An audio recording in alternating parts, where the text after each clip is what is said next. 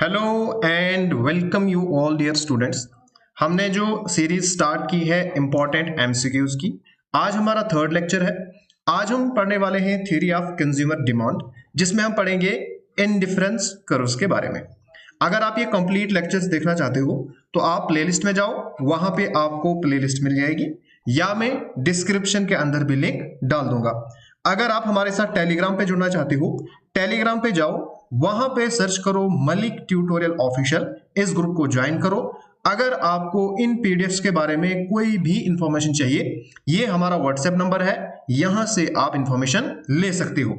और एक और इंपॉर्टेंट चीज, अभी तक अगर आपने डिटेल लेक्चर्स नहीं देखे हैं, सबसे पहले उनको जरूर देखिएगा, फिर आपको ये जो न्यू पैटर्न के क्वेश्चन एग्जामिनेशन में आ रहे हैं ये आपसे निकलेंगे। Now let us start. हमारे पास क्वेश्चन नंबर 1 है, consider the following statements regarding the theoretical approaches to consumer behaviour and utility analysis. यहां पे आपके पास 4 स्टेटमेंट्स हैं regarding the theoretical approaches to consumer behaviour and utility analysis. Which of the statement given above are correct. आपने बताना है इनमें से कौन कौन सी स्टेटमेंट करेक्ट है। जल्दी से जरा इसका आप आंसर करो। यहां पे अगर हम फर्स्ट स्टेटमेंट पढ़ेंगे, the main M of consumer behaviour theories is to explain how a rational consumer uses their limited money income on different goods and services to get maximum satisfaction। बताओ क्या first statement correct है या नहीं है। अगर हम जितनी भी कंज्यूमर बिहेवियर थ्योरीज हैं जो इकोनॉमिस्ट ने दी हैं, हमेशा वो फोकस करती हैं मैक्सिमम सेटिस्फेक्शन, क्योंकि कंज्यूमर का एक ही गोल है, वो है टू मैक्सिमाइज हिज सेटिस्फेक्शन। अब आपके लिए क्वेश्चन है, आप मुझे बताओ एक प्रोड्यूसर के लिए उसका गोल क्या है। उसने भी मैक्सिमाइज करना है, लेकिन किसको मैक्सिमाइज करना है। एंड हमेशा आपको याद रखना है रैशनल कंज्यूमर। इकोनॉमिक्स में हमेशा रैशनल कंज्यूमर की बात होती है या रैशनल प्रोड्यूसर की बात होती है। तो जो फर्स्ट स्टेटमेंट है ये हमारे पास बिल्कुल करेक्ट है। अब सेकंड स्टेटमेंट पे आओ। The Marshallian approach to consumer behaviour is based on the cardinal concept which assumes that utility can be measured in exact numerical units like weight or height। बताओ क्या ये वाली स्टेटमेंट करेक्ट है। Properly अच्छे से इस स्टेटमेंट को आपने पढ़ना है। हमारे पास कंज्यूमर बिहेवियर के लिए 2 अप्रोचेज हैं, एक तो है कार्डिनल अप्रोच और दूसरी है ऑर्डिनल अप्रोच।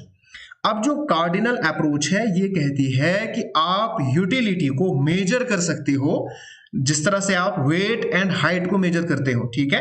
तो मार्शल ने यही अप्रोच दी है एंड ये स्टेटमेंट भी करेक्ट है। अच्छा, इसके अपोजिट में J R. Hicks and R J D. Allen ने एक अप्रोच दी कंज्यूमर बिहेवियर के लिए, उसको हम कहते हैं इंडिफरेंस कर्व अप्रोच, ठीक है। Requires the exact numerical measurement of consumer satisfaction to determine consumer's equilibrium. क्या ये स्टेटमेंट करेक्ट है?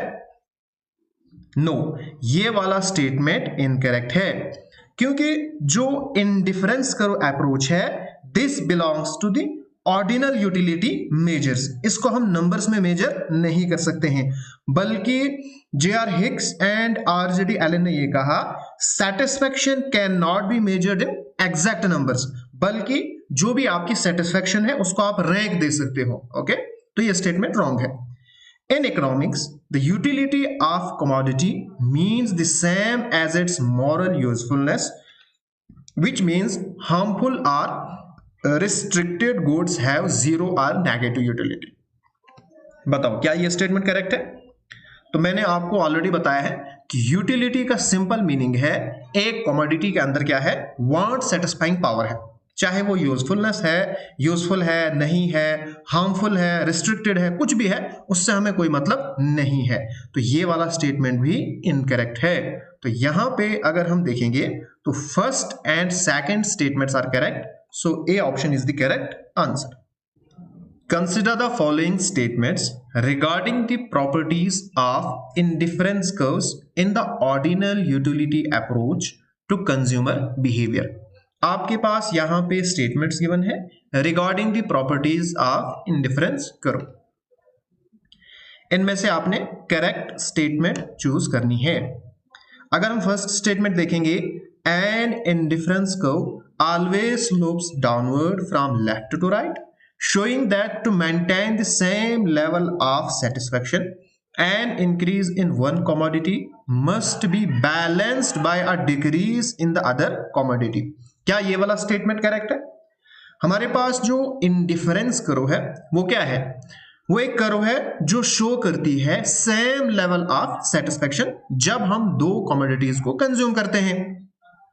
अब अगर आप चाहते हो कि सेम लेवल ऑफ सेटिस्फेक्शन रहे, if you increase one commodity आपको दूसरी डिक्रीज करनी पड़ेगी, तभी जाके same level of satisfaction maintain रहेगी। तो जो फर्स्ट स्टेटमेंट है ये बिल्कुल करेक्ट है। सेकंड स्टेटमेंट क्या कहता है? The indifference curve always has a concave shape towards the origin, which happens because of the law of diminishing marginal rate of substitution। क्या ये स्टेटमेंट करेक्ट है? यहां पे अगर आप देखोगे तो ये वाला जो पॉइंट है ना, ये गलत है। यहां पे होना चाहिए था कन्वेक्स, क्योंकि हमारे पास जो इंडिफरेंस कर्व है वो इस तरह की होती है, तो ये है कन्वेक्स टू द ओरिजिन। बाकी ये ठीक है, because of law of diminishing marginal rate of substitution, लेकिन यहां पे ये गलत है। A higher indifference curve lying to the right of another curve show a higher level of total satisfaction based on the assumption that a rational consumer prefers more goods to fewer goods। अब देखो, ये हमारे पास एक indifference curve है। अगर इसके ऊपर मैं एक इंडिफरेंस कर्व ड्रा करूंगा तो ये जो इंडिफरेंस कर्व है ये हायर लेवल ऑफ सेटिस्फेक्शन देगी। क्यों? क्योंकि यहां पे जो कंज्यूमर है वो ज्यादा गुड्स कंज्यूम करेगा। अब हमने पढ़ा है, एक एजम्पशन पढ़ी है, monotonic preference of a consumer. उसका क्या मतलब होता था? जितनी आपके पास ज्यादा चीजें होंगी ना, उतनी आपको टोटल सेटिस्फेक्शन ज्यादा मिलेगी। ठीक है, तो ये वाला जो स्टेटमेंट है ये बिल्कुल करेक्ट है। In the ordinal utility approach, two different indifference curve can intersect at one point when the consumer have the same level of preferences for two different bundles of goods। बताओ, अगर हमारे पास दो indifference curve होंगी और दोनों पे same level of satisfaction होगी, क्या उस पॉइंट पे वो इंटरसेक्ट करेंगी? नो। हमारे पास जो दो इंडिफरेंस कर्व्स होती हैं उनमें डिफरेंट लेवल ऑफ सेटिस्फेक्शन होगी, इसमें अलग होगी, इसमें अलग होगी, तो ये आपस में कभी भी इंटरसेक्ट नहीं करेंगी। तो ये वाला स्टेटमेंट भी रॉन्ग है। तो यहां पे अगर हम देखेंगे, A option is the correct answer, that is first and third statement is the correct। Next question है, consider the following statements regarding the geometric properties and assumption of indifference curves in microeconomic analysis। यहां पे आपके पास statement है, आपने बताना है how many of the above statements are correct। इनमें से कौन कौन सी स्टेटमेंट करेक्ट है? अब ये क्वेश्चन बहुत इंपॉर्टेंट है, क्योंकि एक एक स्टेटमेंट आपके लिए बहुत ज्यादा इंपॉर्टेंट है।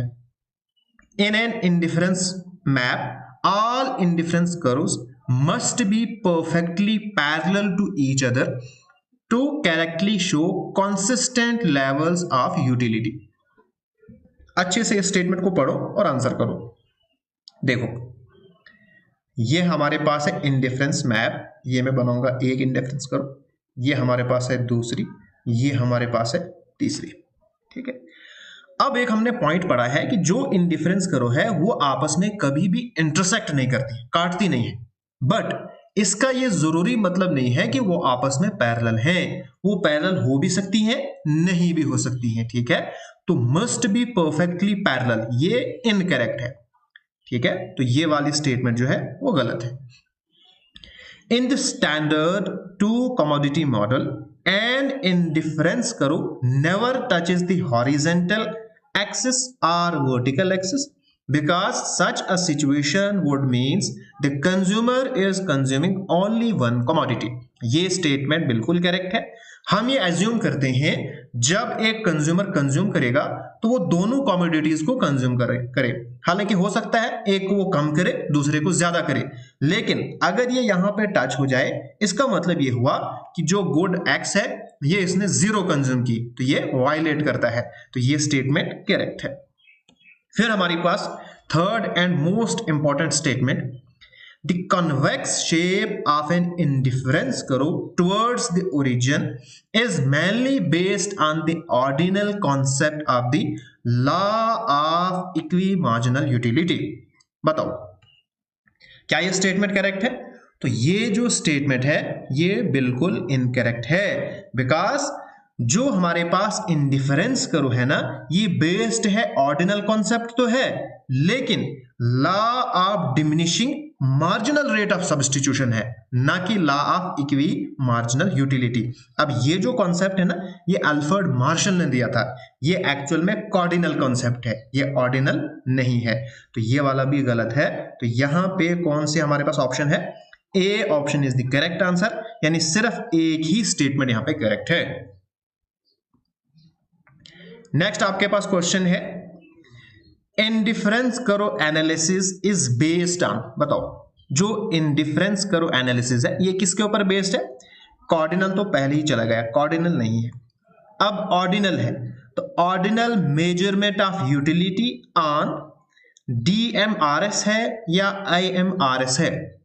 तो ये हमारे पास है ये वाला, यानी diminishing marginal rate of substitution. ये हमारे पास है increasing marginal rate of substitution, increasing नहीं है बल्कि डिमिनिशिंग है।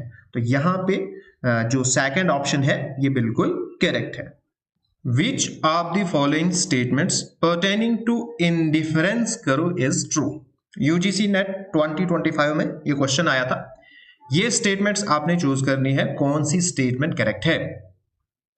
अगर हम फर्स्ट स्टेटमेंट को देखेंगे, द स्लोप ऑफ IC मतलब इंडिफरेंस करो, इंडिफरेंस करो represents the marginal rate of substitution between two goods. क्या ये स्टेटमेंट करेक्ट है? तो बिल्कुल करेक्ट है ये वाला। फिर इंडिफरेंस करो इन case of perfect substitute is a straight line with positive slope. बताओ अगर हम देखेंगे इंडिफरेंस करो इन केस ऑफ परफेक्ट सब्स्टिट्यूट, अगर टू गुड्स बिल्कुल परफेक्ट सब्स्टिट्यूट हैं तो स्ट्रेट लाइन तो होती है, बिल्कुल ये करेक्ट है। विद पॉजिटिव स्लोप नहीं, अगर पॉजिटिव स्लोप होता फिर ऊपर की तरफ होती, ये तो नेगेटिव स्लोप है, तो ये वाली स्टेटमेंट रॉन्ग है। फिर two indifference curves intersect with each other in case of perfectly complementary goods. बताओ क्या ये इंटरसेक्ट करती है? नहीं, चाहे वो परफेक्टली कॉम्प्लीमेंट्री गुड्स हो, सब्स्टिट्यूट गुड्स हो या कोई और गुड्स हो, जो इंडिफरेंस कर्व्स हैं वो कभी भी एक दूसरे को इंटरसेक्ट नहीं करती हैं, तो ये भी wrong. Indifference curves intersect with each other at their midpoint, बिल्कुल रॉन्ग है। In case of perfect substitutes the indifference curve are linear, वो होती है लीनियर, ठीक है, तो ये वाली स्टेटमेंट करेक्ट है। हेंस हमारे पास जो करेक्ट ऑप्शन है वो है A and E statements are correct. Next question ये भी यूजीसी नेट ने पूछा था, which of the following explains the declining slope of indifference curves. आपने बताना है इनमें से कौन सा हमें बताता है declining slope of indifference curve. एक एक स्टेटमेंट को प्रॉपरली आपने अच्छे से पढ़ना है। पहला हमारे पास है डिमिनिशिंग मार्जिनल यूटिलिटी, क्या ये है? अब जो law of diminishing marginal utility है ना ये दिया था मार्शल ने, अब उसने एक्सप्लेन की है कॉर्डिनल यूटिलिटी, इसका मतलब ये गलत है। बच्चे एक्चुअल में इसमें कंफ्यूज हो जाते हैं, ठीक है, कंफ्यूज नहीं होना है। Diminishing marginal rate of substitution between the commodities, ये वाला स्टेटमेंट करेक्ट है। फिर diminishing marginal rate of technical substitution, अब यहां पे टेक्निकल है तो ये हमारे पास आता है फैक्टर्स ऑफ प्रोडक्शन में, जब हम कैपिटल्स एंड लेबर को एक दूसरे की जगह पे सब्स्टिट्यूट करते हैं, ठीक है, तो ये वाली भी रॉन्ग है। ऑर्डिनल मेजरमेंट ऑफ यूटिलिटीज, ये भी करेक्ट है। Diminishing marginal utility of money, ये भी इनकरेक्ट है। तो हमारे पास कौन सी स्टेटमेंट करेक्ट है? एक तो बी और डी, यानी कि second option is the correct answer. अच्छा, यहां पे आपके पास टेबल गिवन है, type of indifference curve and shape property. ठीक है, करो जरा इनको मैच।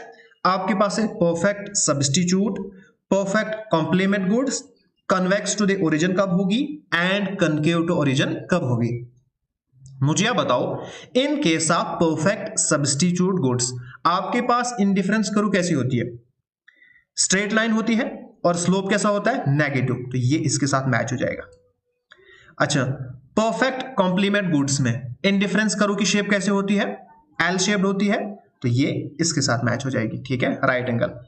कन्वेक्स टू ओरिजिन, आमतौर पर जो इंडिफरेंस करो है वो कन्वेक्स टू द ओरिजिन ही होती है, यानी फिर diminishing marginal rate of substitution reflect standard preference. अगर वो कनकेव होगी फिर इसका ऑपोजिट होगा, फिर होगा increasing marginal rate of substitution, तो कंज्यूमर प्रेफर्स एक्सट्रीम्स। तो ये हमारे पास यहां पे करेक्ट ऑप्शन होगा फिर ऑप्शन ए। अच्छा, ये भी नेक्स्ट क्वेश्चन है, यूजीसी नेट ने ये पूछा था, why is an indifference curve convex to the origin. बहुत ही इंपॉर्टेंट एंड कंसेप्चुअल क्वेश्चन है। बताओ, सबसे ज्यादा जो बच्चे हैं ना इसमें फंसेंगे अगर आप पहली स्टेटमेंट पढ़ोगे, इंडिफरेंस करो स्लोप्स डाउनवर्ड टू राइट, इसी में बच्चे फंसेंगे। अब मुझे आप बताओ, क्वेश्चन यहां पे पूछा है why is indifference curve convex to the origin. Convex क्यों है? क्या इस वजह से है क्योंकि इसका स्लोप डाउनवर्ड है? नहीं ना। अब बहुत सारी ऐसी कर्व्स हैं जिनका स्लोप डाउनवर्ड तो है लेकिन वो कनकेव टू द ओरिजिन है। ठीक है, अब ये जरूरी नहीं है कि अगर कोई कर्व जिसका स्लोप डाउनवर्ड होगा तो वो हमेशा कन्वेक्स होगी, तो ये वाला स्टेटमेंट रॉन्ग है। Two commodities are imperfect substitutes. अब देखो, जो इंडिफरेंस कर्व है वो ऐसे होती है, यानी कन्वेक्स टू द ओरिजिन। ये इस वजह से होती है बिकॉज हमारे पास जो दो कमोडिटीज है वो इम्परफेक्ट सब्स्टिट्यूट है। अगर वो परफेक्ट सब्स्टिट्यूट हो गई ना तो फिर वो स्ट्रेट लाइन हो जाती है, तो ये स्टेटमेंट करेक्ट है।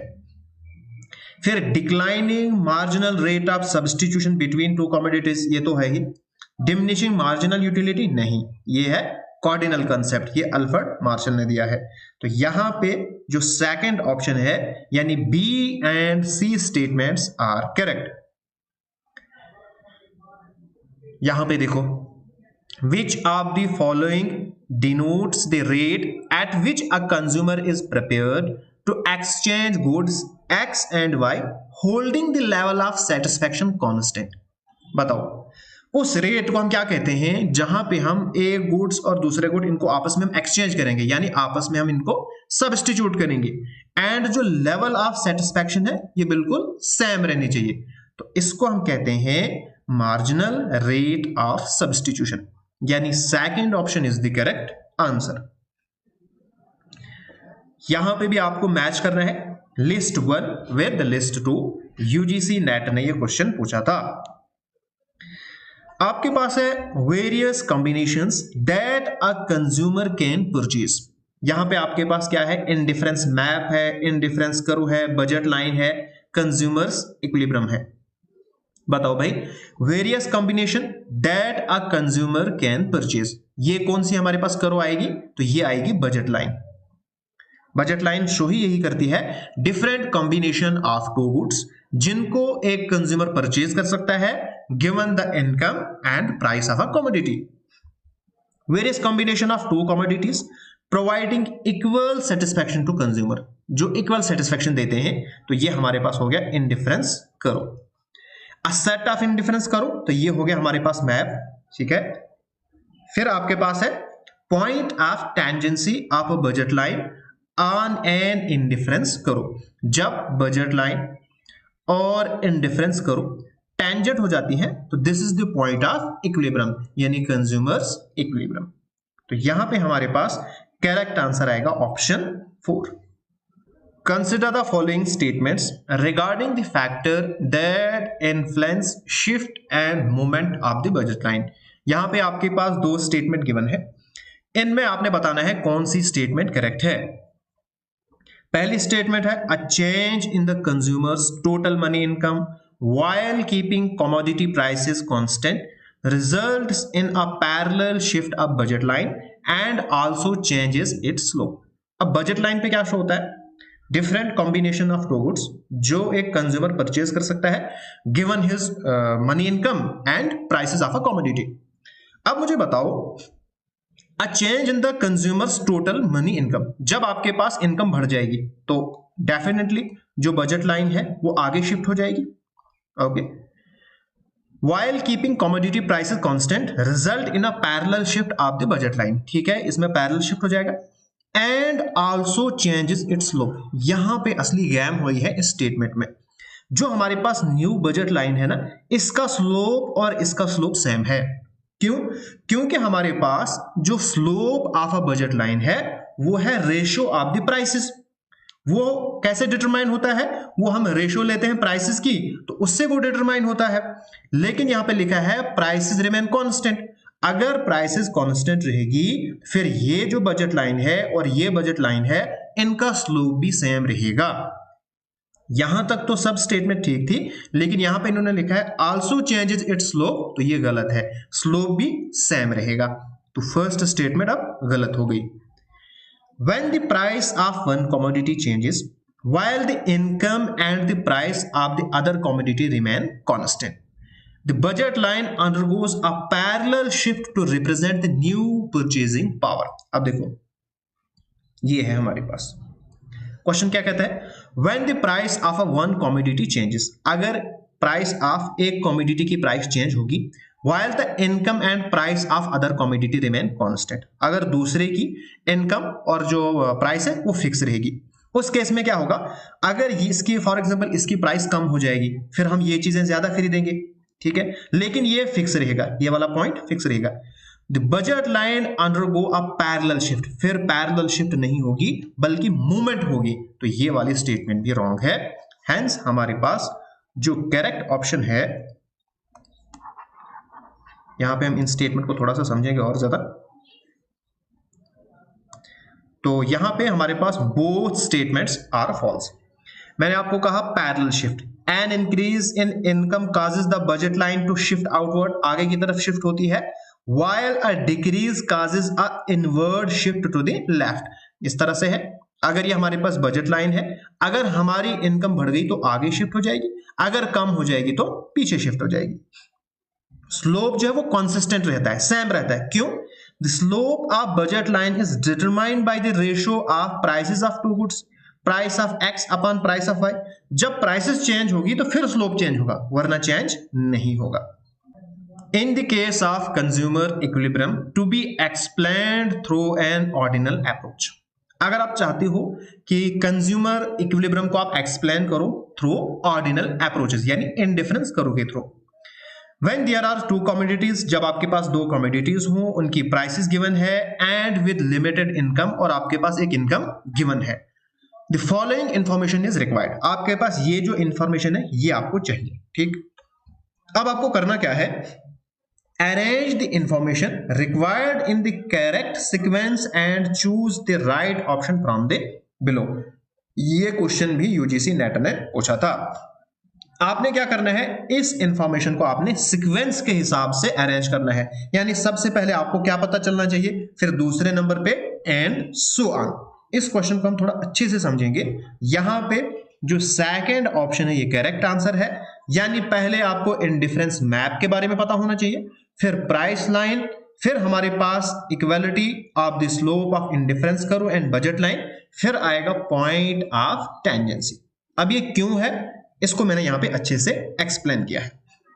सबसे पहले आपको इंडिफरेंस मैप के बारे में पता क्यों होना चाहिए, क्योंकि first you must establish the consumer's taste and subjective preference. सबसे पहले आपको एस्टेब्लिश करना है, आपको देखना है कि कंज्यूमर का जो टेस्ट एंड प्रेफरेंस है, उसका जो लेवल ऑफ सेटिस्फेक्शन है वो क्या है।